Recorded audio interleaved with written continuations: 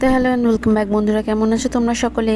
তো আমি আজকে একটা রিভিউ করব তোমাদের। তো ফার্স্টে আমি আমার হোমমেড রাইস টোনারটা অ্যাপ্লাই করে নিলাম পুরো ফেসে।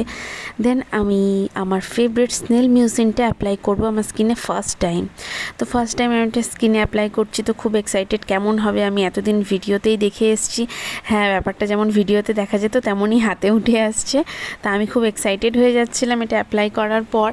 তো দেখা যাক, এটা আমি ফার্স্ট আজকে স্কিনে অ্যাপ্লাই করব, তারপরে কয়েকদিন কন্টিনিউ অ্যাপ্লাই করার পর আমি আবার তোমাদের জানাবো যে কেমন হচ্ছে স্কিনটা টেক্সচার। তোমরা আজকে ভালো করে দেখে নাও আমার স্কিনটা কেমন, কোথায় কোথায় স্পট আছে, অ্যান্ড অ্যাপ্লাই করার পর কেমন এটা দেখাচ্ছে।